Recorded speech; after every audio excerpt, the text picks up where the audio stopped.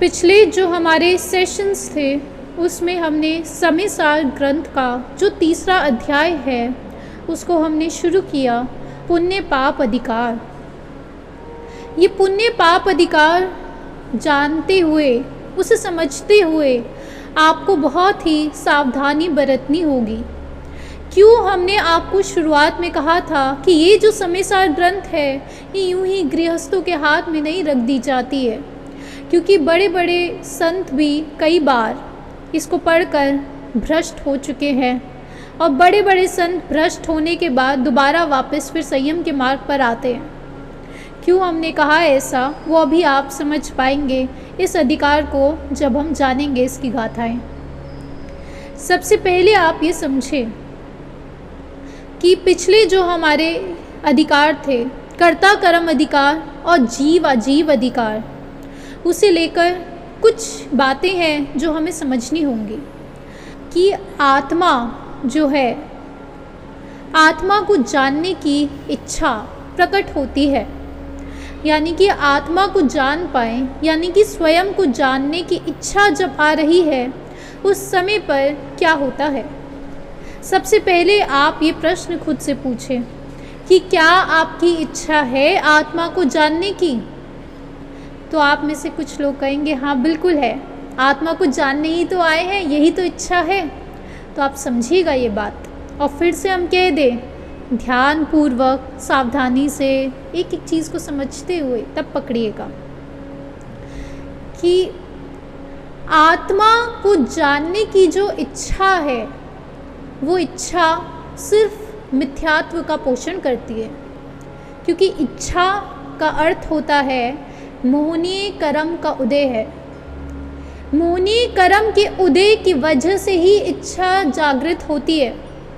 अगर मोहनीय कर्म नहीं होगा तो इच्छा भी नहीं होगी, और इच्छा जब नहीं होती है मोक्ष की, यानी कि ये विकल्प भी नहीं आता कि मैं आत्मा को जानना चाहता हूँ, ये वितर्क, ये विकल्प भी नहीं आता, और सिर्फ आत्मा को जानने की इच्छा, जब ये विकल्प आ रहा है उसे विभाव देखा जाता है। ये विभाव है, ये मेरा स्वभाव नहीं है, मेरा स्वभाव ये है ही नहीं, ये इच्छा तो एक विकल्प है, ये मेरा स्वभाव नहीं है, ये विभाव है। ये ज़रूर मोहनीय कर्म के उदय से ऐसा विचार आया है। आपको ये ख्याल में आ जाना चाहिए कि आत्मा को जानने की इच्छा जब हो रही है वो भी मोहनीय कर्म के उदय से हो रही है, और अगर आप उसी इच्छा में रस लेने लग जाते हैं तो समझ लीजिए कि वो क्या होता है, उससे आपका संसार और बढ़ जाता है। उससे आपका संसार क्यों बढ़ जाएगा? आप कहेंगे ये कैसी बात हुई? कोई कहे कि हमें आत्मा को जानने की बहुत इच्छा है तो हम तो खुश हो जाते हैं, प्रसन्न हो जाते हैं, चलो एक और जीव है जो इस मार्ग पर जाएगा, मोक्ष के मार्ग पर, ऐसा लगता होगा। ये बात सही है, लेकिन अभी हम बहुत गहराइयों पर उतर चुके हैं। अब ये समय सार ग्रंथ के पहले दो अधिकार हम समझ चुके हैं, इसलिए आज ये बात आपसे कही जा रही है कि आत्मा को जानने की जो इच्छा होती है कि मुझे भी मोक्ष मिल जाए, ये इच्छा, कि मुझे भी सम्यक दर्शन की प्राप्ति हो जाए, ये इच्छा, ये एक विकल्प है, ये विभाव है, ये आपका स्वभाव नहीं होता, ये मोहनीय कर्म के उदय से आता है।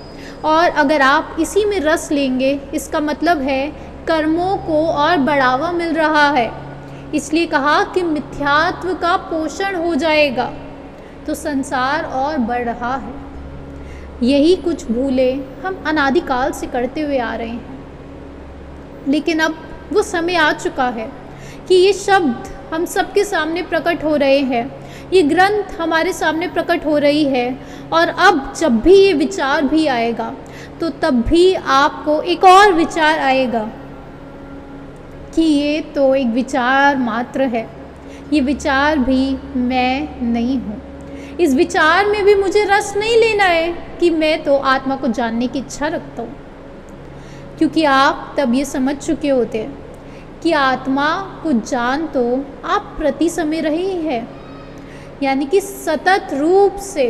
अब ये दूसरी बात फिर से एकदम गहराई से समझ जाएं कि आप हर समय प्रति समय आत्मा को ही तो जान रहे हैं, आप इस समय ये शब्दों को नहीं जान रहे हैं, आप इस समय पर भी अपने आप को ही जान रहे हैं। आत्मा हर समय आत्मा को ही देख रही है। एक निगोद का जीव होता है, वो भी प्रति समय खुद को ही देख रहा होता है। सतत रूप से हर जीव अपने को ही देख रहा है, आत्मा आत्मा को ही देख रही होती है। तो आत्मा की अनुभूति करना चाहते हैं या नहीं करना चाहते आप चाहते हैं कि आपको भी सम्यक दर्शन हो जाए। ये चाहत तो एक विकल्प है, इसका मतलब आप अपने आप को सम्यक दृष्टि नहीं मानते हैं। इसका मतलब निश्चय का मार्ग अभी नहीं पता चला, क्योंकि निश्चय से तो आत्मा तो सम्यक दृष्टि ही है। अब आपको लग रहा होगा फंस गए, अच्छा फंसे। तो मोक्ष के मार्ग पर आप जाना चाहते हैं या नहीं जाना चाहते? चलिए, मोक्ष जाना चाहते हैं या नहीं जाना चाहते? अब आप समझ पा रहे होंगे कि निश्चय से तो आप मोक्ष में ही हैं, लेकिन हाँ, कुछ कर्म प्रकट हो रहे हैं, वो कर्मों को देख रहे हैं। आत्मा आत्मा को देख रही है, आत्मा अभी भी कर्मों को नहीं देख रही है। तो प्रति समय आत्मा की अनुभूति तो आपको हो ही रही है, हर समय हो रही है। तो फिर ये सामने जो कर्टेन्स है, वॉल्स है, इसको नहीं देख रहे क्या? ये एक आकार के रूप में आप पर प्रकट हो रही है। हमने जाना था एक दर्पण के उदाहरण से, एक शीशे के उदाहरण से, कि जैसे शीशे में इमेज बनती है और आप उस इमेज को ही देखते हैं। उस इमेज को शास्त्रों की भाषा में कहते हैं हे आकार। आप उसी आकार में अटक जाते हैं, उसी गेयों में अटक जाते हैं, गे आकार। तो आप उसी को ही जानने लग जाते हैं। लेकिन जब आपको उस शीशे का विराट स्वरूप दिख जाता है, यानी कि अपना विराट स्वरूप दिख जाता है, तब आप उस गे आकारों में नहीं अटकते। तो आप देख तो अपने को ही रहे हैं। अनुभूति तो आत्मा की हर समय हो ही रही है, हमेशा से हो रही है, अनादिकाल से हो रही है, अनंत तक होती रहेगी आत्मा की अनुभूति। बस अनुभव नहीं हुआ है। अनुभूति और अनुभव में एक भेद होता है। तो आप आत्मा की अनुभव करना चाहते हैं, आत्मा को अनुभूति तो हो ही रही है। अब आप ये बात समझ रहे हैं। तो जब ये विचार आ जाए कि काश मुझे भी मोक्ष हो जाए, तो वो विचार को भी विचार रूप में ही देखना है। यही प्रयास होगा बस, कि वो विचार भी ऐसे दिखे कि ये एक ज्ञाकार है जो मुझ में प्रकट हो रहा है। कोई भी परिस्थिति, कोई भी कर्म प्रकट हो जाए, उस समय पर भी यही लगे कि ये एक आकार है जो मुझ में प्रकट हो रहा है, कर्म प्रकट हो रहा है, मैं तो अपने ही अनुभूति कर रहा हूँ। क्योंकि अनुभूति और अनुभव के ब्रिज जो बनता है, उसके बीच में आती है श्रद्धा। श्रद्धा का मतलब होता है आपका कितना अपने से अपनापन है। आपको अपने से, यानी कि आत्मा से, अपनी पर्सनालिटी से नहीं। आप पर्सनालिटी नहीं होते हैं। आप कहाँ पर्सनालिटी है? अगर आप अपनी पर्सनालिटी है तो आज आप जो हैं और जब आप 2 साल के थे उसमें ही कितना भेद आ चुका है। 2 साल में एक अलग ही पर्सनालिटी थी और आज एक अलग ही पर्सनालिटी है, और 70 साल में एक अलग पर्सनालिटी होगी। तो पिछले और अगले भवों का तो क्या ही कहना। कहीं कोई डॉग बन रहा है, कोई कैट बन रहा है, उस डॉग की क्या पर्सनालिटी होगी और उस कैट की क्या पर्सनालिटी होगी। तो आप यानी कि पर्सनालिटी नहीं, आप तो अपने को ही जान रहे होते हैं। लेकिन अनुभव तब होता है, अनुभूति तो हो रही है, अनुभव तब जब अपनापन हो, जब श्रद्धा आ जाए, जो ब्रिज है। अपनापन मतलब अपने से परम प्रेम करते हैं, आत्मा से परम प्रेम हो जाए, और इतना प्रेम हो जाए, इतना प्रेम जितना आज तक कभी किसी से नहीं किया। जब आत्मा पर श्रद्धा आ जाती है कि हाँ मैं आत्मा हूँ, उसी को कहते हैं सम्यक दृष्टि, कि मैं तो आत्मा हूँ। और जब ये सम्यक दृष्टि प्रकट होती है, तब कैसा अनुभव होता है, तब क्या अनुभव होता है। तब देखिए, अब क्या बोला मैंने, जब सम्यक दृष्टि होती है तब कैसा अनुभव होता है, तब आत्मा जैसा ही अनुभव होता है। तो अनुभूति से अनुभव की तरफ जाना है, तो बीच में आती है श्रद्धा, यानी कि अपनापन। तो उस गैप को फिल करना है। कैसे? आप फिल कर सकते हैं क्या? आप फिल कर सकते हैं। नहीं, वो गैप भी स्वतः फिल होता है, क्योंकि जब तक कर्म प्रकट होंगे तब तक तो होंगे ही होंगे। अब ये तीसरी बात, क्या आप पर से अपना ध्यान हटा सकते हैं? पर से ध्यान हटाना चाहिए ना, यही तो बात चल रही है। तो क्या आप पर से ध्यान हटा सकते हैं? सोचिए ज़रा। पर से ध्यान हटाने का प्रयास भी किया तो ध्यान कभी नहीं हटेगा। पर से उपयोग हटाने का प्रयास भी किया तो वो प्रयास सफल नहीं हो पाता। ये क्या कह रहे हैं? ऐसे क्यों कह दे रहे हैं आज हम? आप इस कहानी से समझिएगा इसकी गहराइयाँ, क्योंकि बहुत सूक्ष्म जा रही हैं बातें। इसे ऐसे समझिए कि नंदीसेन मुनि बहुत ही बड़े मुनि हैं। महावीर स्वामी के समय पर ये मुनि हुए नंदीसेन। 2500 साल पहले की बात चल रही है। राजा श्रेनिक, जो कि राजा अशोक है, उनकी ही फैमिली लिनेज में उनके ग्रैंडफादर या ग्रेट ग्रैंडफादर राजा श्रेनिक थे। राजा श्रेनिक के बेटे थे नंदीसेन। नंदीसेन जो थे उन्हें पहले से ही सम्यक दृष्टि थी और महावीर स्वामी का राजगृह में बिहार में वहाँ पर उनका समुशरण लगता है। तो महावीर स्वामी का पहला जब वो समुशरण लगता है, उसके कुछ 1-2 ही देशना सुनने के बाद नंदीसेन डिसाइड कर लेते हैं कि अब मैं मुनि बनूंगा।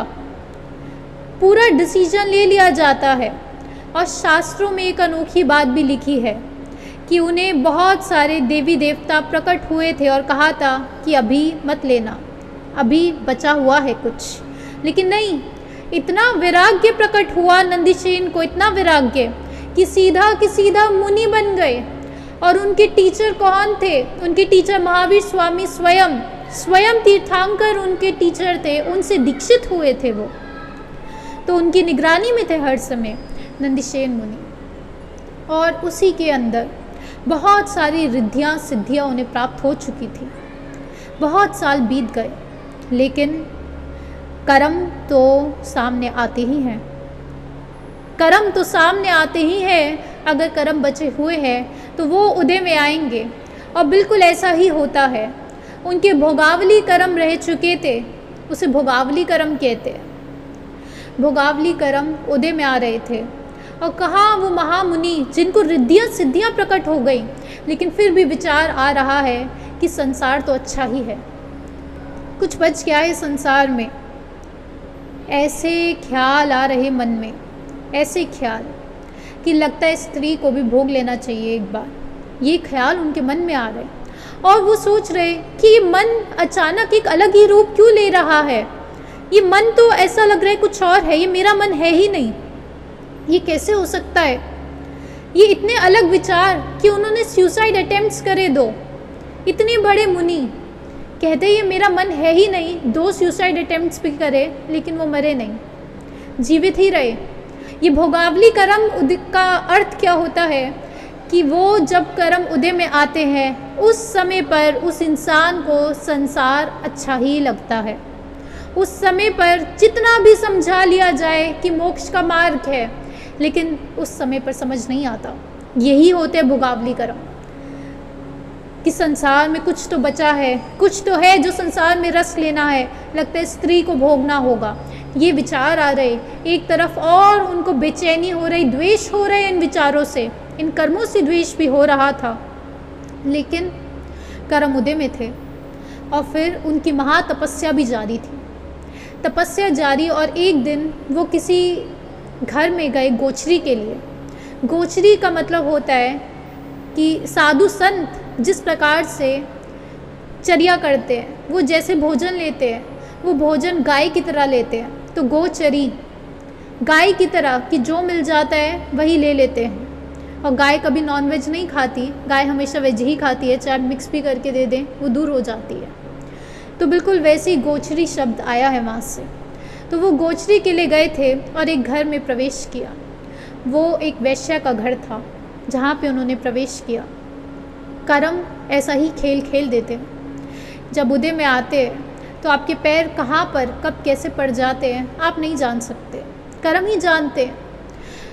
तो वो एक वैश्या के घर में प्रवेश करते हैं और वहाँ पर प्रवेश करते ही वो ज़ोर की बोलते हैं, जैसे साधु बोलते हैं ना, धर्म लाभ हो। साधु तो यही कामना करते, धर्म लाभ हो।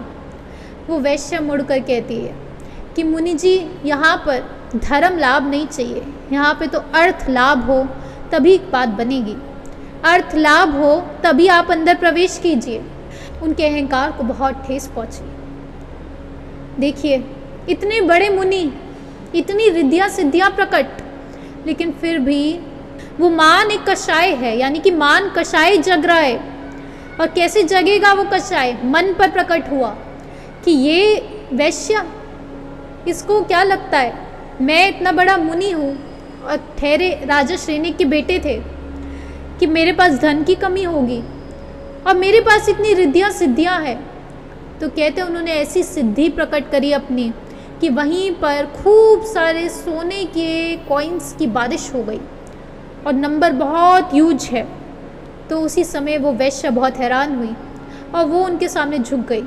उसने कहा कि आप इतने नौजवान, आप ये इतना सुंदर शरीर है आपका, आप क्यों इसे तपस्या में ख़राब करते हैं इस शरीर को? ये तपस्या तो तब भी हो जाएगी जब बुढ़ापा आएगा, तब कर लीजिएगा तपस्या। अभी तो आप मेरे साथ आ जाएं, मैं आपके चरणों की दासी बन जाती। भोगावली कर्म उदय में थे और उन्होंने उस वैश्य की बात को स्वीकार कर लिया। वैश्य की बात को स्वीकार किया ऐसा दिख सकता है, लेकिन हकीकत में कर्म जब आते हैं तब इंसान सब कुछ स्वीकार कर लेता है, लेकिन सम्यक दृष्टि नहीं छूटी। आप कहेंगे कि वैश्य के साथ है, सम्यक दृष्टि नहीं छूटी, नहीं छूटी सम्यक दृष्टि। जो कर्म प्रकट हो रहे थे उस कर्मों को कर्मों के रूप में देखा और समझते रहे कि मैं आत्मा ही हूँ, ये मेरे सामने अभी कर्म प्रकट हो रहे हैं। कर्म का मतलब होता है वो चीज़ जो बदल जाए, यानी कि अजीब। अजीब तो निरंतर बदलता ही बदलता है, एक ड्यूरेशन के साथ आता है। ये तो बदल जाएगा, यानी कि कुछ समय आज ये मेरा कर्म बने बैठा है, कुछ समय में मुझसे क्षय हो जाएगा, कुछ समय की बात है। कर्म तो ऐसे ही होते, बदल जाते हैं, नश्वर है ना, यानी कि ट्रांसफॉर्म हो जाते हैं। तो वैसा ही हुआ, वो उस वैश्या के साथ रहने लग गए। उन्होंने मुनि के कपड़े उतार दिए और भोगी के कपड़े पहन लिए और कहा कि आज से मुनि नहीं, तुम्हारे साथ ही रहूँगा, लेकिन एक प्रतिज्ञा लेता हूँ कि हर रोज़, देखिए बहुत बड़े मुनि थे तो इसलिए प्रतिज्ञा भी ले ली, क्योंकि वो जानते थे कि मेरी कितनी पावर्स हैं अभी भी, कि हर रोज़ प्रतिदिन मैं 10 लोगों को प्रतिबोध दूंगा और उन्हें संयम के मार्ग पर लेकर जाऊंगा, उन्हें त्याग के मार्ग समझाऊंगा। मैं हर रोज़ 10 लोगों को, यानी कि वो दीक्षित हो जाए, ऐसा मेरा प्रयास होगा। और जब तक ये नहीं होगा तब तक मैं भोजन नहीं करूँगा। और उसके बाद समय बीतता गया, 12 साल बीत गए। 12 साल तक निरंतर प्रतिदिन आप देख लीजिए 36,000 से भी ज़्यादा लोगों को उन्होंने प्रतिबोध करा। इतने लोगों को उन्होंने प्रतिबोधित किया और उन्हें संयम के मार्ग पर लेके गए। और खुद कहाँ रह रहे थे? खुद तो वैश्य के साथ भोगों में लिप्त थे। आप सही सुन रहे हैं, वो वैश्य के साथ भोगों में लिप्त रहे, लेकिन अपनी प्रतिज्ञा पूरी करते रहे, क्योंकि उनके भोगावली कर्म उदय में थे, वो ये बात जानते थे। 12 साल बीत गए और एक दिन ऐसा आया कि 9 लोग का प्रतिबोध हो चुका था, लेकिन 10वें का नहीं हो पा रहा था। दिन हो चुकी थी तो वैश्य ने बोला उन्हें कि बहुत देर हो चुकी है, खाना खा लीजिए, ऐसी भी क्या प्रतिज्ञा। लेकिन उनके जो प्रतिज्ञा थी तो थी कि 10वां तो ढूंढना ही पड़ेगा, तभी भोजन किया जाएगा। तो फिर वैश्य ने कहते यूं ही कह दिया कि 10वें फिर आप ही सही, 9 लोगों को तो दीक्षित कर दिया, 10वें त्याग के मार्ग पर जाने वाले आप ही सही। उसने तो हंसी में कहा था और नंदीसेन को बात पकड़ में आ गई। और ऐसी बात पकड़ में आई कि 12 साल तक तो वैश्या को भोगा, लेकिन भोगावली कर्म अब खत्म हो चुके थे। और उसी दिन उसी समय पर कहते अंदर गए और अपने कपड़े उतार के फिर से मुनि के कपड़े पहन लिए कहते कि आज 10वां मैं ही सही, आज 10वां मैं ही बनूंगा, अब मैं वापस त्याग के मार्ग पर जाऊंगा। मुझे समझ में आ गया, मैं तो दिया तले अंधेरा, कि दिया दूसरों पर प्रकाश डाल रहा था, इतने सालों तक दूसरों पर मैं प्रकाश डालता रहा, लेकिन मेरे तले तो अंधेरा ही रह गया था, और आज मैं खुद प्रकाशित हो जाऊंगा। और उसी समय पर, उसी दिन वो उस वैश्य को छोड़कर चले गए। आपको ये कहानी हम क्यों सुनाते हैं? जो बताना चाह रहे हैं ये ग्रंथ, ये उसका सार है कि कर्म प्रकट होते हैं, लेकिन आप कर्म नहीं है। अगर आपको लगता है कि वो जो कर्म है उससे किसी तरह छुटकारा मिल जाए, तो आपको समझना होगा कि छुटकारा हो ही रखा है। आप पे कभी कोई कर्म लिप्त हुआ ही नहीं है, क्योंकि एक द्रव्य का दूसरे द्रव्य में प्रवेश होता ही नहीं है, वो आप में कभी प्रवेश करता ही नहीं है। बस यही भेद देखते जाना है, यही तो है भेद विज्ञान।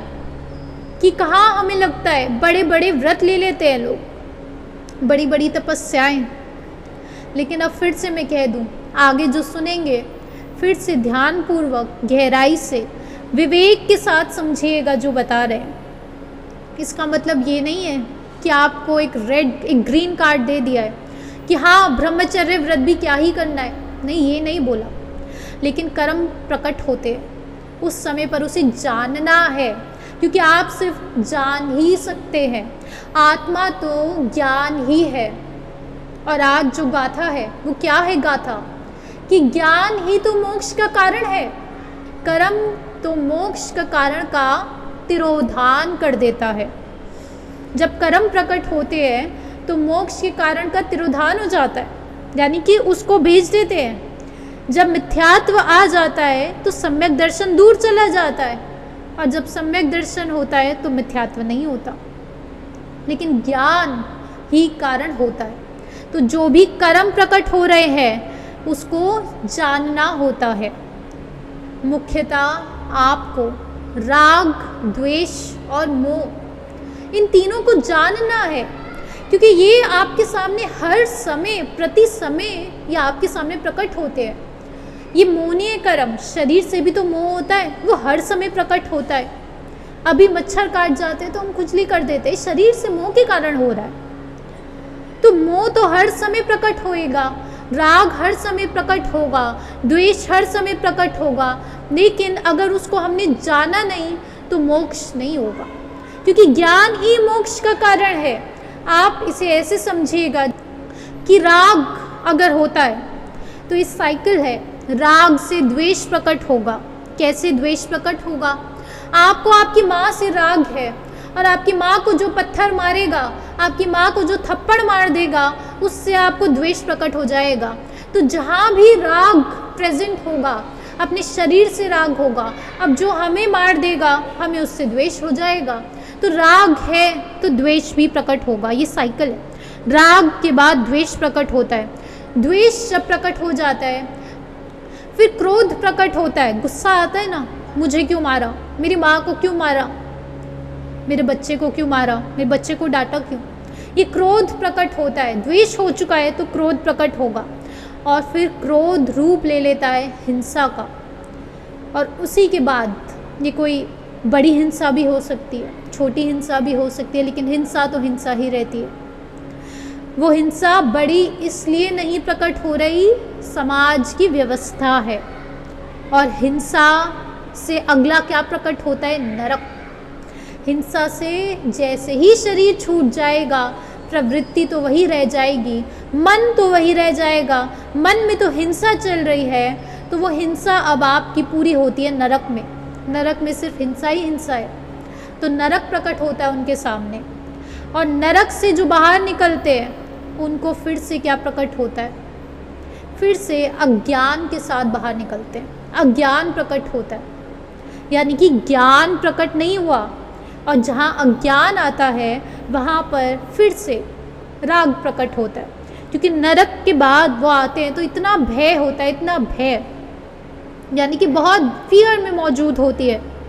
तो इतना फियर वाला वो जो मन होता है वो अज्ञानी रूप में प्रवर्तता है। और वही अज्ञान फिर से, वो भय फिर से नए राग के बंधन बांधता है। पहले अपनी सिक्योरिटीज़ ढूंढता है, इससे भी अटैचमेंट कर लो, उससे भी अटैचमेंट कर लो, ऐसा कोई मिल जाए जो हमारी टेक केयर कर ले। हर तरफ अपनी सिक्योरिटी ढूंढ रहे होते हैं, तो नए नए राग के बंधन बांधते हैं और फिर से वही साइकिल, द्वेष, फिर से द्वेष प्रकट होता है। ये साइकिल है। तो क्या किया जाए, इस साइकिल से बाहर कैसे आया जाए?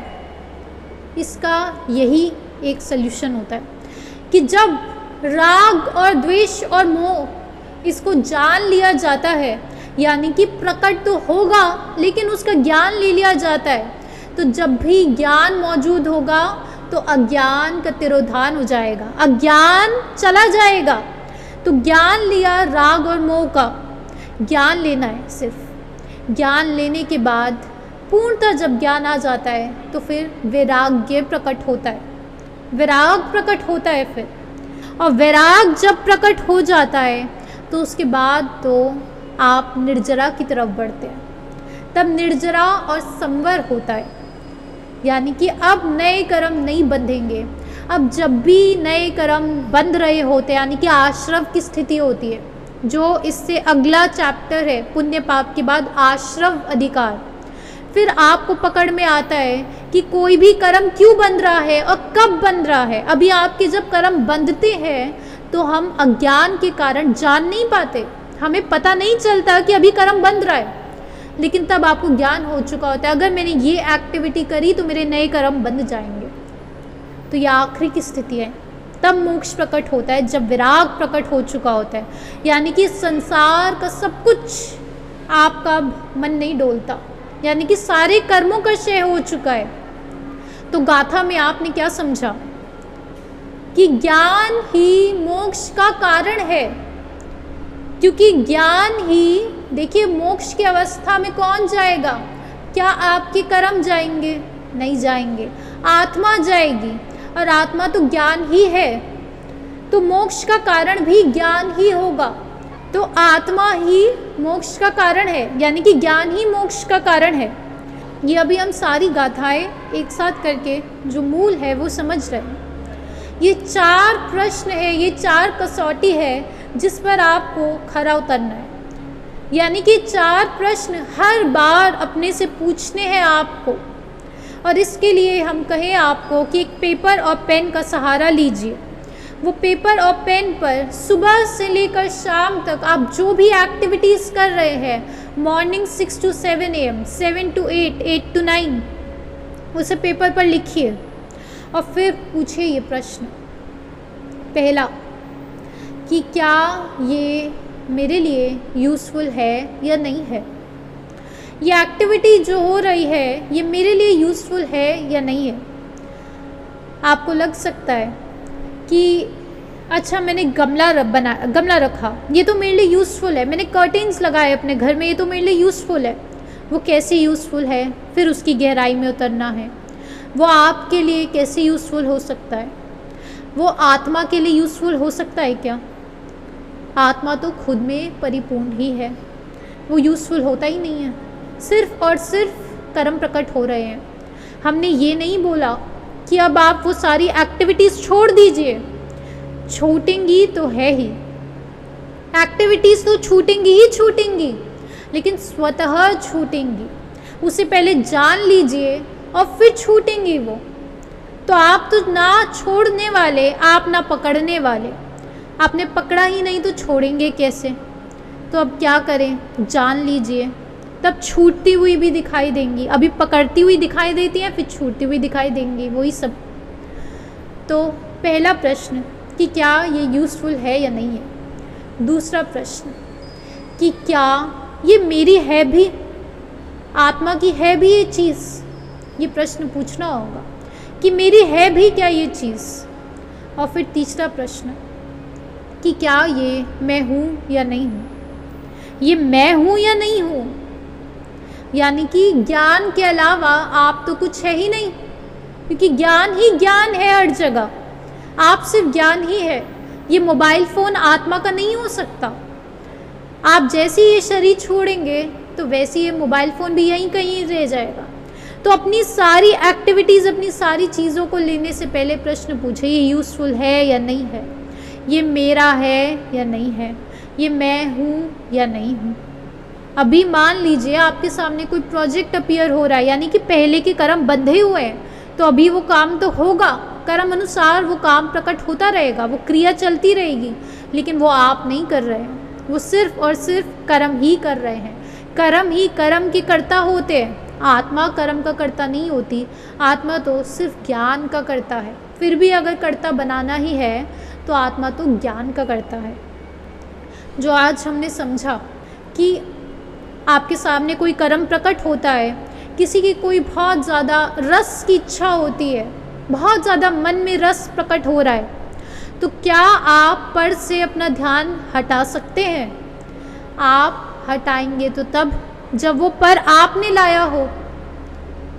आप कभी पर से उपयोग हटाने की कोशिश करेंगे तो कभी भी पर से उपयोग नहीं हटेगा। सिर्फ और सिर्फ दृष्टि बदलनी है।